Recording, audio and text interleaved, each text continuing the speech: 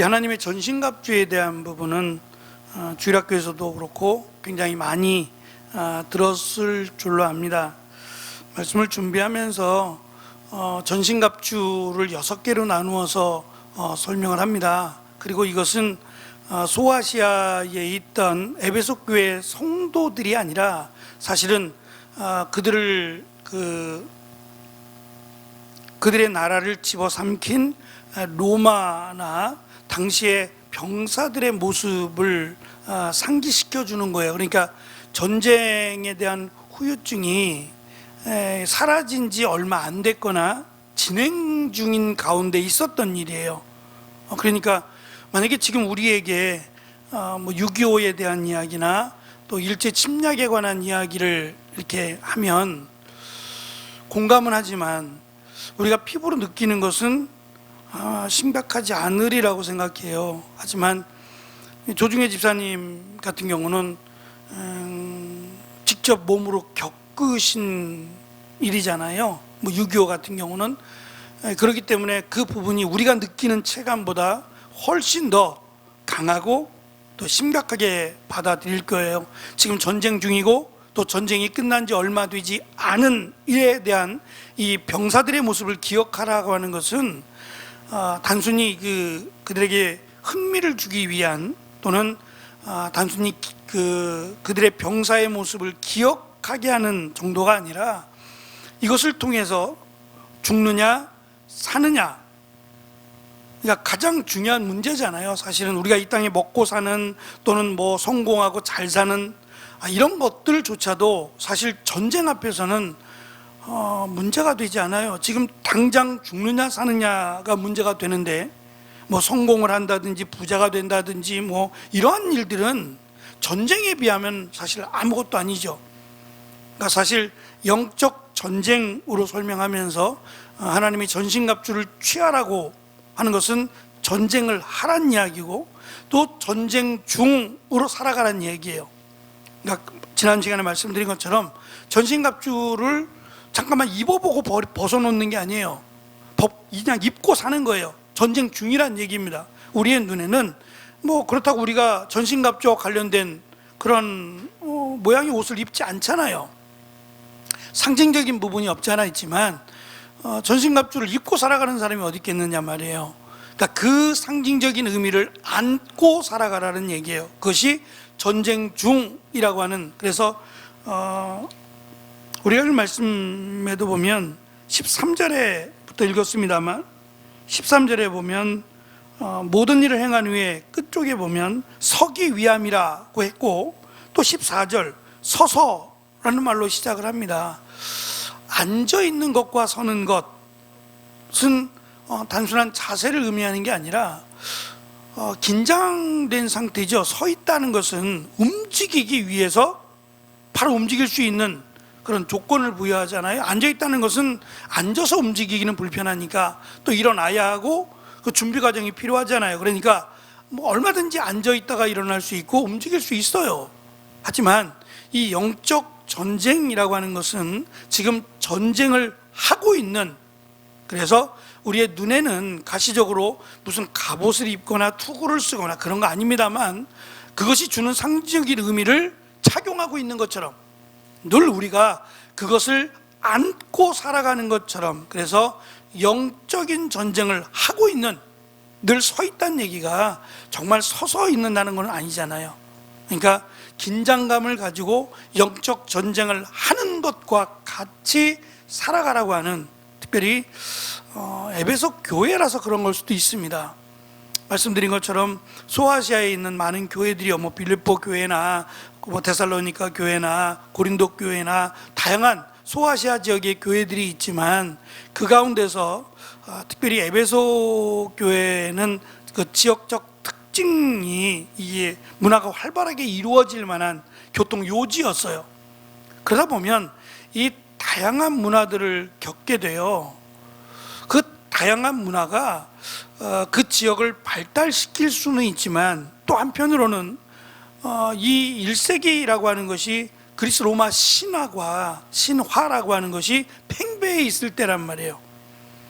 이것을 에베소서도 마찬가지지만 하찮은 것, 허탄한 것, 또 금방 사라질 것들, 그런 그냥 만들어낸 꾸며낸 이야기에 불과해요. 근데 이런 꾸며내고 말도 안 되는 이런 이야기에 심각하게 막 논쟁하고 토론하던 그런 시대였단 말입니다. 그러니 이 많은 우상에 대한 이야기, 또 뭐 우상을 섬긴다든지 또 지나친 열심을 갖는다든지 이런 것들이 다른 지역도 있었지만 에베소라고 하는 이 지역적 특징을 안고 있는 요충지다 보니까 정말 많은 이런 우상과 관련된 단순히 이야기에서 끝나는 것이 아니라 그것이 그들의 신앙적 삶을 충족하게 채워졌던 그런 시대였단 말입니다. 그런데 그것을 다 끊어내고 오직 예수 그리스도 그리고 하나님만을 믿으라고 하니, 당시 상황에서 볼 때에는 이렇게 하나의 종교 또는 보이지 않는 그런 하나님을 섬긴다는 것은 그들이 볼 때 도저히 이해가 되지 않는, 그러나 믿음을 가진 자들에게 있어서는 정말 축복이라고 할 수 있는 그런 기독교임을 우리는 먼저 선 이해를 하고 봐야 합니다. 하나님의 전신갑주에 대한 부분을 말씀드려야 되는데요. 여기 지금 제가 그림을 하나 가지고 왔는데 굉장히 아동틱하죠? 아이들 그림처럼 보이잖아요. 뭐 이것 말고도 전신갑주에 대한 그림들을 찾아보니까 좀 더 이제 진짜 군인 같은 로마의 군인들의 모습을 한 그런 사진도 있었고 다양한 사진들이 있어요. 그런데 제가 그냥 이 사진을 갖고 온 것은 별반 특별하지 않아서 그래요. 그 사진이나 이 사진이나 별반 특별하지 않는데 이제 그 부분을 조금 말씀드려야겠다는 생각을 합니다. 그냥 이렇게 보시면 좋겠고, 구체적인 거는 제가 말씀을 드릴게요. 지금 맨 처음에 나오는 것이 진리의 허리띠라는 건데요. 이 가운데 보이시죠? 가운데 십자가가 이렇게 조그맣게 돼 있고 허리띠잖아요. 말 그대로 허리띠니까 허리띠죠. 그런데 사실은 이 허리띠라고 설명이 돼 있는 이 허리띠가 말 그대로 허리에 우리가 벨트를 하는 그런 허리띠가 아니래요. 그게 아니라 이 갑옷이 하나로 된 게 아니라 사실은 겉에 입는 것과 속에 입는 것이 있어요. 그러니까 무거운 것들은 겉에 입지만 그렇지 않은 것들, 그러니까 움직이기에 좀 편해야 되는 것들은 속에 입는데요. 그래서 가죽을 덧댄, 허벅지를 보호하기 위한 가죽을 덧댄 옷들은 속에다 입는데요. 그래서 이 겉옷, 갑옷이라고 우리가 보통 설명하는 갑옷이 모든 걸 막아주지 않아요. 예를 들면 팔이나 이런데 옆구리 같은 경우는 갑옷이 다 막아주지 않거든요. 이제 그런 경우를 대비해서 속옷을 하나 더 입는데요. 하나 입고 그 위에 이제 창이나 어떤 그 날카로운 무기들을 막아낼 수 있는 갑옷을 입는 거예요. 그러니까 여기서 말하고자 하는 것은 이 겉에 있는 갑옷이 아닌 안에 받쳐 입는 안쪽에 입는 그런 옷이라고 합니다. 그러니까 타이트하게 딱 조여주고 헐렁헐렁하지 않게 딱 조여줘서 입는 그런 옷을 지금 이 겉옷이라고 말한다고 합니다. 이 페이지에 보면 제가 설명을 해놨습니다. 가죽으로 만든 앞치마도 한 부분이라고 합니다. 중요한 것은 이 내용들이 지금 진리의 허리띠, 또 의의 흉배, 평화의 복음을 준비하는 신, 믿음의 방패 등등 하나님의 전신갑주로 설명되는 6가지가 갑자기 이렇게 튀어나온 그런 말들이 아니라 바울 사도가 이사야서에 있는 내용들을 인용해서 하나님께서 메시아를 보내실 텐데 그 메시아에 대한, 또한 하나님이 다스릴 하나님의 나라의 통치에 대한 부분을 이러한 전신갑주에 대한 내용으로 설명을 한 내용들을 가지고 왔다는 겁니다. 이사야서 11장 5절에 보면 70인역은 의로 그의 허리에 띠를 띠고 진리로 그의 옆구리에 띠를 띠리라고 번역을 합니다. 구약의 맥락에서 하나님이 보내신 메시아는 의와 진리로 다스릴 것을 예언한 내용이에요. 근데 그것을 이사야서도 마찬가지입니다. 전쟁 중이잖아요. 이사야가 활동했던 시기도 전쟁 중이잖아요. 그러니까 다스린다라고 하는 의미와 부합되게, 다스린다는 의미가 뒤에 이제 나옵니다만, 투구 같은 경우도 갑옷도 달라요. 갑옷도 장수가, 그러니까 장관이 입는 갑옷과 일반 병사가 입는 갑옷이 달라요. 모양도 다르지만 그 질도 다릅니다. 그러니까 우리가 다스릴 메시아에 대한 이미지가 이런 장수, 전쟁을 종식시킬 힘을 가진 장수의 이미지로 설명을 했어요. 그러다 보니까 메시아는 전쟁에 능하신 하나님이 보내신 선지자라고 생각을 해왔죠. 그래서 에베소서에서 진리를 말할 때 이 진리는 뭐 변하지 않는 진리의 말씀이기도 하지만, 여기서 말하고자 하는 진리는 복음에 계시된 하나님의 진리라는 것을 에베소서는 강조해요. 다시 말하면 하나님의 말씀은 언제나 진리예요. 불변하지 않는, 그리고 살아계신 하나님의 말씀이에요. 그것 자체가 진리입니다만, 에베소서나 또는 바울 서신에서 강조하고자 하는 진리라고 하는 것은 하나님의 말씀, 특별히 예수 그리스도를 통해서, 예수 그리스도를 이 땅에 보내시고 예수 그리스도를 통해서 우리를 하나님의 백성, 하나님의 나라로 인도하시는 그 복음을 진리라는 말로 설명을 했어요. 그러니까 진리라고 하는 것은, 사도 바울이 설명하는 진리란 예수 그리스도를 통한 하나님의 구원의 계획을 진리라고 설명할 수 있습니다. 두 번째, 의의 흉배. 예전에는 의의 흉배라고 번역을 했고요. 우리 성경도 의의 흉배를 붙이고라고 했는데, 요즘 그 개역 개정 성경은 이걸 의의 흉배로 안 하고 뭐 가슴, 이 갑옷 같은 경우니까 갑옷을 뭐 가슴 가리개라든지 이런 식으로 번역을 했더라고요. 근데 저는 그냥 어차피 그거나 흉배로 하는 것이 더 낫겠다는 생각이 들어요.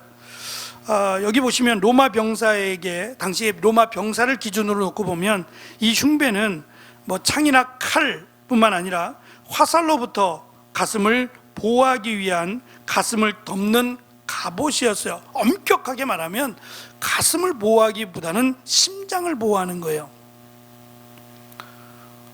꼭 갑옷이 제일 중요한 사실은 심장을 보호하는 역할을 하기 때문에, 심장을 다치게 되면 뭐 치명적이잖아요. 그러니까 심장을 가리게끔 만들어 놓은 거예요. 여기서 바울이 말하는 이 가슴을 덮는 갑옷이라고 설명된 단어도 이사야 59장 17절에서 가지고 왔습니다. 3페이지 맨 밑에 있습니다. 이 말씀은 같이 읽어보겠습니다. 3페이지 맨 아래쪽에 1번 해놓고 각줄을 달아놨는데요. 같이 읽어보겠습니다. 시작. 공의를 갑옷으로 삼으시며 구원을 자기의 머리에 싸서 투구로 삼으시며 보복을 속옷으로 삼으시며 열심을 입어 겉옷으로 삼으시고. 지금 여기에 있는 표현들이 지금 우리가 살펴볼 내용들이 많죠. 그러니까 왜 이런 이미지를 쓰느냐면, 그들이 기대하던 메시아가 늘 포로로 잡혀가잖아요. 전쟁에 지고 끌려가고 하는 이런 희망이 없는 그런 시대에 하나님께서 말씀하신 메시아는 사실 나중에 뒤에 나옵니다만 평화의 복음이에요. 평화란 얘기는 전쟁이 종식된다는 의미도 있지만 전쟁이 끝나지 않아요. 예수님이 오셨음에도 전쟁이 끝나지 않았잖아요. 그러니까 예수님이 말씀하신 평화라고 하는 것은 전쟁이 끝남을 의미하기보다는 이 땅에서 영적인 전쟁이 종식됨을 의미해요. 물론 예수님이 다시 오실 때까지 우리는 사탄과 싸워요. 사탄과 싸우지만 예수님의 오심으로 끝난 그 전쟁이 끝난 경우, 다시 말하면 예수님이 사탄을 이겼어요. 그래서 예수님을 믿으면 비록 우리는 전쟁을 하지만 이것은 이긴 전쟁이 되는 겁니다. 그래서 예수님이 이 땅에 오심으로 사탄과의 영적 전쟁을 종식시키셨어요. 마무리를 지셨다고요. 물론 다시 오실 때까지 사탄은 우리를 공격합니다. 그러나 우리가 예수님을 믿는 한 사탄은 결코 이길 수 없어요. 그것이 비록 우리의 육신을 멸하기까지 우리가 질 수도 있어요. 세상의 권세자 통치자들에 의해서 사탄이 그들을 이용하니까 그들을 통해서 많은 순교자들이 나왔던 것처럼 우리의 생명을 담보로 우리를 유혹하고 넘어지게 하고 결국 우리의 생명을 이 땅에서 끊어버릴 수도 있어요. 중요한 것은 다시 산다는 거예요. 다시 산다는 거예요. 그러니까 기독교는 다른 거 비교할 것도 없는데 다른 종교와 비교했을 때 가장 큰 차이가 뭐냐면 부활이에요. 죽음에서 끝나지 않습니다. 우리는 다시 사는 종교예요. 그러니까 이 땅에서 비록 사탄의 계략 또는 사탄의 권세에 의해서 우리의 생명이 끝나버릴 수도 있어요. 그게 더 이상 이 땅에 살 수 없는 거예요. 세상 사람들이 볼 때는 정말 바보 같은 죽음이라고 말할 수 있겠지요. 그러나 죽음이 끝이 아니에요. 성경이 우리에게 강조하고 말씀하는 것은 죽음이 끝이 아니에요. 죽음 이후의 삶이 있다는 거예요. 영원히 죽지 않는 삶이 기다리고 있어요. 근데 이 삶이 예수 그리스도를 믿는 자는 하나님의 나라에 들어가게 되고 믿지 않는 자는 지옥으로 간다는 겁니다. 여기에 대한 명확한 답을 성경이 합니다. 두리뭉실하게 이야기하는 것도 아니고 그럴지도 몰라 라고 하는 것도 아니에요. 아주 명확하게 예수 그리스도를 믿는 자는 죽어도 산다라고 말씀하고 있다는 점이에요. 세 번째는 신발에 대한 이야기입니다. 여기 이제 이것이 당시에 이제 석고상인데요. 석고상이 뭐 이것만 있는 건 아니겠지만 여러 가지 중에서 이 석고상, 그러니까 지금 이들이 신었던 신발이 칼리가라고 하는 신발이래요. 이 신발의 이름이 뭐 지금 신발하고도 크게 조금, 지금 이런 신발은 신지 않아요. 가죽으로 만든 건데 이런 신발은 신지 않지만 얼추 뭐 크게 다르지 않다는 느낌이 들죠. 우리는 그 군병들이라고 하면은 뭐 군화 같은 거라든지 뭐 부츠 같은 뭐 그런 거를 신는다고 생각하잖아요. 근데 그런 거가 아니라 이 신발을 신었다고 해요, 군사들이. 왜냐하면 물에도 들어가야 되고, 그러면 군화 같은 거 무거운 거 신고 다니면 물에 들어가면 큰일 나죠. 그 발이 썩기도 하고 난리가 나잖아요. 그래서 이런 신발, 통풍이 잘 되고 가죽으로 만들고, 뭐 어떤, 제가 찾아보니까 밑에 그 창에 날카로운 그 쇠 같은 게 박혀 있는 것들도 있더라고요. 이게 정복할 때 쓰는 건지는 모르겠는데, 하여튼 여기서 지금 말하고자 하는 신발은 로마 병사들이 신었던, 보통 일반인들이 신지 않는 이런 그 칼리가라고 하는 신발입니다. 이건 무기는 아니지만 특별히 장거리 행군에서 사용되는 장비의 일부였습니다. 이 또한 이사야서 52장 7절에 보면 좋은 소식을 전하는 자, 평화를 전하는 자의 발이 산 위에 어찌 그리 아름다운지요 라는 말씀에서 인용한 거예요. 그러니까 이 평화의 복음을 전하는 자들의 발이라고 하는 의미는 우리가 전하는 복음이 예수 그리스도를 믿음으로 사탄과의 싸움에서 승리한다고 하는 소식일 뿐만 아니라, 어찌 보면 제가 굵은 글씨로 썼습니다만 장거리 행진에 도움이 되도록 만든 신발이라는 점에서 우리가 하는 이 싸움이 단거리 싸움이 아니에요. 장기전이란 말이에요. 보통 그 장거리 레이스, 장거리 경기를 뭐 달리기라든지 이런 경기를 보면 처음부터 막 최선을 다해서 뛰지 않습니다. 페이스를 유지할 수가 없기 때문이고, 뭐 처음에 어느 군의 무리에 들어가서 맨 앞에 선두에 서지 않고 중간에 무리에 있다가 조금 앞으로 나가서 다 계획이 있더라고요. 페이스를 유지했다가 막바지에 이르러서 피치를 올려서 우승을 하는 그런 경우처럼, 우리가 지금 사탄과의 영적 전쟁은 장거리 전주예요. 경지입니다. 벌써 한 50년 경기를 치르고 있는 분도 계시잖아요. 뭐 그 이상 한국교회 역사가 100년이 넘었으니까. 근데 앞으로도 예수님이 언제 오실지 모르잖아요. 그러니까 그때까지는 계속해서 우리뿐만 아니라 우리 자녀들도 장거리 경주를 해야 된다는 점에서 긴장을 해야 된다는 점을 우리에게 말씀하는 듯 보입니다. 그 다음에 이제 네 번째가 믿음의 방패입니다. 방패가 꼭 이렇게 생긴 건 아닌데 이 조사에 의하면 방패 길이입니다. 세로가 122cm예요. 그러니까 1m가 넘죠. 세로가 1m가 넘고 가로가 76cm라고 해요. 그러니까 몸 전체를 가리는 건 아니에요. 몸 전체를 가리지는 않지만 밑에 이 방패를 들면 머리하고 적어도 중요 부분은 가릴 정도의 크기의 무게입니다. 그래서 사람 뭐 거의 다는 아니지만 어쨌든 전체를 덮는 방패를 의미하고, 보통은 나무로 만들고 그 위에 가죽으로, 소가죽으로 덧씌워서 덮어놨고, 또 위쪽과 아래쪽은 금속으로 보강이 되어서 불타는 화살의 공격으로부터 방어했다고 해요.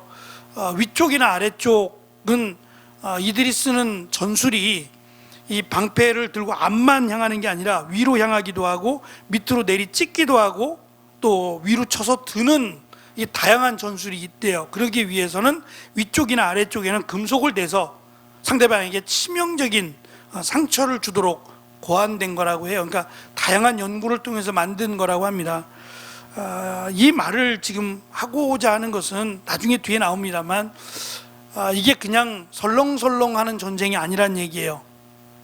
이 설명 자체를 하고 있는 이유가 대충 싸우다가 말고 그렇게 지금 설명하는 게 아니라 제대로 한판 붙는 전쟁이라는 것을 의미합니다. 구원의 투구인데요,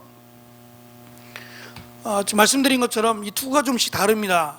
이 다른 것은 그 전쟁하는 군사의 신분이 다른 경우에요. 가운데 있는 저것은 아마 장군 정도가 될 때 저거를 쓸 거예요. 근데 사실은 저게 더 약해요. 금으로 만든 게 훨씬 약합니다. 오히려 쇠로 만든 게 더 강하지, 금으로 만든 거는 오히려 더 타켓이 되잖아요. 우리 같으면 저거 안 쓸 거 아니에요. 사울이 그랬던 것처럼 자신이 왕이라는 것이 드러나면 자기를 먼저 죽일 것 같으니까 병사와 옷을 바꿔 입었는데 화살이 눈이 달려가지고 자기를 맞춘 거 아니에요. 근데 그것은 비겁한 일이고요. 이들에게 있어서 사실은 명예는 생명보다 귀한 거예요. 그러니까 자신이 저렇게 금으로 만든 투구를 쓴다는 것 자체가 명예이기 때문에 절대 바꾸지 않아요. 자기의 생명을 보호하기 위해서 사병의 투구와 바꾸거나 그런 일은 없습니다. 어쨌든 이 투구가 이 지금 눈 쪽이죠. 머리 쪽을 보호할 뿐만 아니라 옆면이요. 옆면의 부분도, 목이나 옆면 부분도 저렇게 위험으로부터 막아 주었다고 합니다. 이건 역시도 이사야 59장 17절 우리가 읽은 말씀인데요, 이 말씀처럼 머리에 써서, 구원을 자기의 머리에 써서 투구로 삼으셨다는 말씀에서 가지고 온 인용적인 설명입니다. 여섯 번째가 검인데요, 이 검이라고 이 사용된 단어인데, 이 단어를 보시면 이 검이 두 가지입니다. 아까 여기에서 보여드렸던 이 검은 긴 검이에요.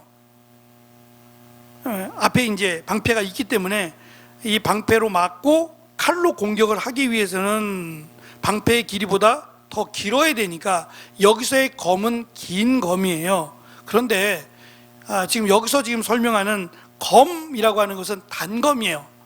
이렇게 손잡이가 있는 짧은 검이랍니다. 다시 말하면 뭐 긴 검도 있지만 이 작은 검이 가까이 붙었을 때, 가까운 곳에서 적들과 싸울 때 사용하는 검이라고 합니다. 이런 다양한 것을 지금 이야기하는 이유가 있습니다. 다양한 그 설명들을 하고 우리는 익숙하지 않은, 벌써 1세기잖아요. 2000년 전, 2000년 넘은 지금 그 모습들인데요, 이것을 이야기하는 것은 전쟁 자체가 그렇게 간단하지 않다라는 것이고 이긴다는 것이 쉽지 않다라는 것을 지금 설명하는 거예요. 물론 뭐 복음이 있고 또 성령의 검이 있기 때문에 이 성령의 검을 의지하면 이긴다고 말합니다. 그러나 그러면 우리가 늘 일상 속에서 사탄과의 싸움에서 넉넉하게 이겨야 돼요. 넉넉하게 이겨야 된다고요. 근데 그렇지 못하는 이유가 이겼다 졌다 하기도 하고 또는 또 때로는 넘어지기도 하는 그런 이유가 사탄의 이런 전쟁, 사탄의 공격이 굉장히 다양하고 우리를 너무 잘 안다는 데 있어요. 어떻게 하면 우리를 넘어지게 할지에 대해서 사탄은 늘 연구하고 노력하기 때문이라는 거예요. 그래서 사실은 하나님의 전신갑주라고 하는 6개의 무기들이요, 다양한 무기들 더 많이 할 수도 있어요. 그러나 이 6가지의 무기들은 이사야서에서 언급된 이 전사로서의 메시아, 전쟁을 승리하게 하시는 그런 투사 같은 이런 전쟁의 이미지를 갖고 왔기 때문에 사도 바울도 그 이미지를 사용했던 것 뿐이고, 사실은 전신갑주보다 더 중요한 내용이 그 뒤에 18절부터 20절에 있어요. 그래서 전신갑주로 어떠한 의미를 찾기보다는 오히려 뒤에 있는 내용으로 연결해 보는 것이 더 맞겠다 생각이 듭니다. 기도에 대한 내용인데요, 14절부터 17절에 열거된 하나님의 전신갑주보다 어두움의 세력과의 싸움의 맥락에서 더 두드러지게 강조되는 것은 기도예요. 18절이 성령 안에서 지속적으로 기도하고 인내와 간구로 깨어 있어야 할 필요성을 강조하는 2개의 분사가 등장하는데, 하나는 서라는 거예요. 그리고 받으라는 거예요. 이 2가지가 기도와 관련이 돼 있어요. 굳게 서는 것과 기도하는 것이 함께 맞물려 있다는 것을 지금 바울은 강조하고 있습니다. 기도 자체가 어떤 무기와 동일시되지는 않습니다. 하지만 성도들이 굳건하게 기도하는 것은 갑옷을 입지 않아도 마치 갑옷을 입은 것과 같은, 하나님의 전신갑주를 취한 것과 같은 능력이, 힘이 있다라는 겁니다. 사도 바울은 18절에서 사실은 우리 성경은 좀 많이 빠져 있어요. 모든 기도와 간구로 하되 무시로 성령 안에서 기도하고 이를 위하여 깨어 구하기를 항상 힘쓰며 여러 성도들을 위하여 구하고, 이렇게 번역을 했단 말입니다. 그런데 여기에는 4번에 걸쳐서 모두 또는 모든이라고 하는 단어가 4번에 걸쳐서 등장을 해요. 그래서 바로 연결해서 찾아보면 모두 기도와 간구로, 모두 성령 안에서 기도하고, 모두 항상 깨어서 기도하고, 모두 성도들을 위해 간구해야 한다라고 되어 있단 말입니다. 그러니까 이 모두라고 하는 말은 모든 사람이 힘써서, 모든 성도들이 함께 힘써서라는 의미도 있고, 또 하나의 의미가 항상이에요.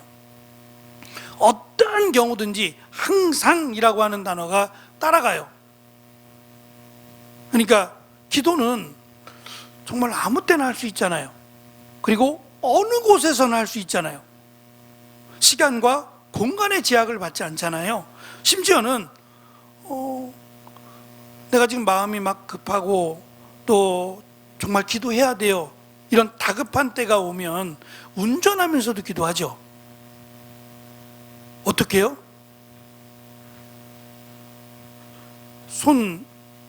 아이들 기도하자 그러면 손 이렇게 하고 눈 감고 이렇게 기도하나요? 안 되잖아요. 운전하면서 어떻게 눈 감고 손 모아서 기도해요? 운전하면서 하잖아요. 그러니까 눈을 뜨고도 기도할 수 있다는 얘기예요. 그리고 심지어는 어두운 데서 내가 전혀 기도할 만한 그런 상황이 되지 않는 곳에서도 기도할 수 있어요. 그러니까 하나님께서 우리에게 주신 정말 무지막지한 은혜 가운데 하나가, 축복의 통로가 기도인 거예요. 사실은 이 축복의 통로인 기도를 우리가 많이 사용 안 하기 때문에 그런 거예요.